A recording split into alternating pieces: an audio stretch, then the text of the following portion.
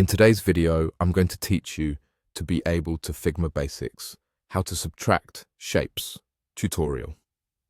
We're focusing on a core Figma skill called subtract, which lets you cut one shape out of another to create clean custom silhouettes.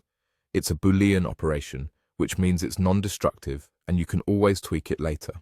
This is perfect for making icons, badges, and complex cutouts without manually tracing anything.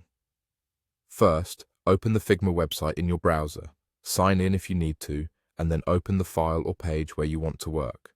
With your canvas in view, make sure your design is ready. That means the shapes you plan to use are on the canvas and positioned the way you want them.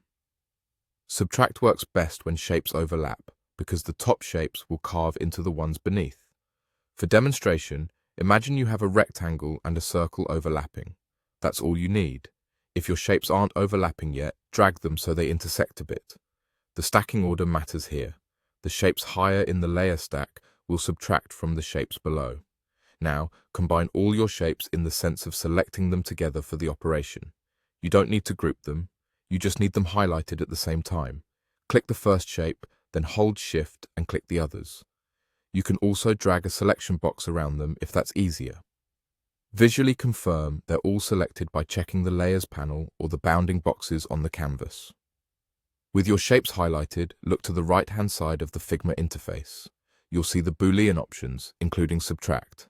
The icon usually looks like a minus cutting through shapes. Click subtract, and that's it. The top shapes will cut out from the bottom one, leaving you with a single clean result. A few helpful notes as you work. If the cutout doesn't appear, make sure the shapes actually overlap and that the one you want to subtract is above the other in the layer order.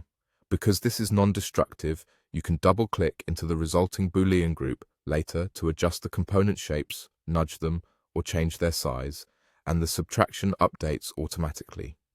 If you need to reverse what you did, simply undo. It's also smart to duplicate your original shapes before subtracting if you want a backup. That's the subtract operation in Figma. Open the site, open your page, confirm your shapes, select them, and click subtract on the right. Simple, flexible, and super powerful for precise designs.